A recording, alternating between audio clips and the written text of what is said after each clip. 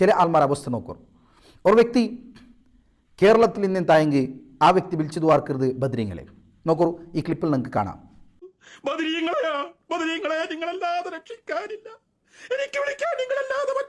ഇയാൾ വിളിച്ച് പ്രാർത്ഥിച്ചത് ബദ്രീങ്ങളെ എത്തിക്കർ കേരളത്തിൽ ഇക്കര സന്ദർഭത്തിൽ. അതേ വ്യക്തി മക്കത്ത് പോയി എന്തായെങ്കിൽ വിളിച്ചു ദ്വാർക്കറാരെന്ന് നോക്കൂ, ഈ ക്ലിപ്പിൽ നിങ്ങൾക്ക് കാണാം.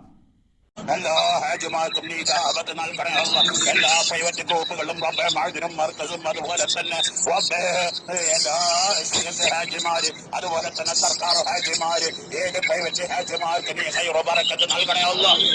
അള്ളാഹു റൈത്തിക്ക് വിളിച്ചു ദ്വാർന്നത്.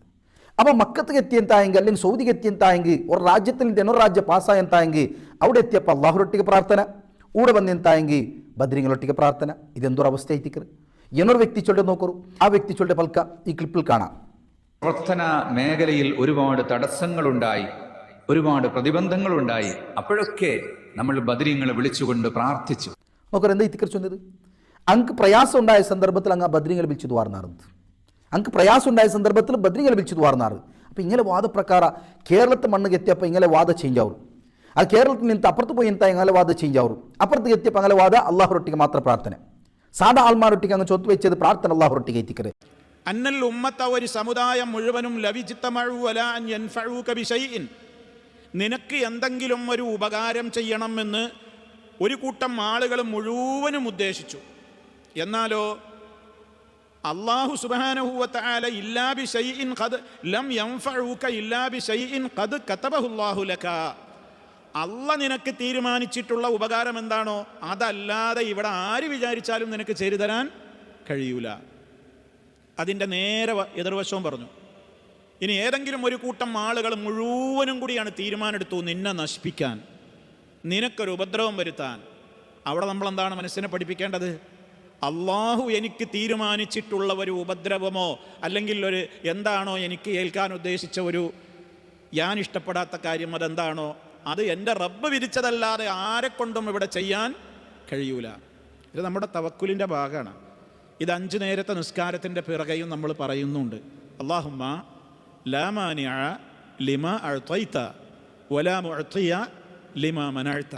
അല്ലാഹുവേ ലാ മാനിഅ ലിമാ അഅ്തൈത, നീ കൊടുത്തത് തടയാൻ മുടക്കാൻ ഒരാളുമില്ല. വലാ മുഅ്തിയ ലിമാ മനഅ്ത, നീ മുടക്കിയത് കൊടുക്കാനും ഒരാൾക്കും കഴിയൂല. അത് നമ്മുടെ ഈമാനിൻ്റെ ഭാഗമാണ്. അത് നമ്മുടെ അഖീദയുടെ ഭാഗമാണ്. അത് ഉറച്ച് വിശ്വസിക്കുന്ന ഒരാൾക്ക് എന്തിനാണ് ടെൻഷൻ എന്നാണ് നമ്മൾ ചോദിക്കേണ്ടത്. നമ്മളോട് ചോദിക്കണം. എനിക്ക് ടെൻഷൻ വരുമ്പോൾ അല്ലെങ്കിൽ നിങ്ങൾ ഓരോരുത്തരും നിങ്ങൾക്ക് മാനസികമായി സംഘർഷം അനുഭവിക്കുമ്പോൾ സ്വയം ഉത്തരം കണ്ടെത്തേണ്ടത് അങ്ങനെയാണ്. എന്താണ് എൻ്റെ ടെൻഷൻ്റെ പ്രശ്നം?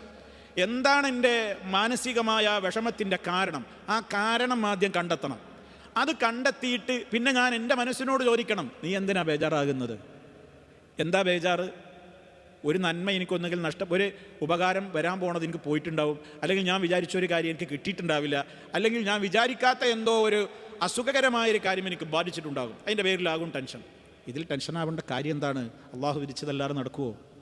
ആരെന്ത് തീരുമാനിച്ചാലും ആരെന്ത് വിധിച്ചാലും റഹ്മാനായ റബ്ബല്ലേ, അത്യുന്നതനായ കോടതി അവിടെയല്ലേ, അവൻ്റെ തീരുമാനപ്രകാരമല്ലേ എല്ലാം നടക്കുകയുള്ളൂ. അവൻ തീരുമാനിച്ചതിൽ അപ്പുറം ഇവിടെ ഒന്നും നടക്കൂലല്ലോ എന്ന മനസ്സിനെ പഠിപ്പിച്ചു കഴിഞ്ഞാൽ ഒരു മനുഷ്യനും സങ്കടത്തിൻ്റെ കാര്യമല്ല.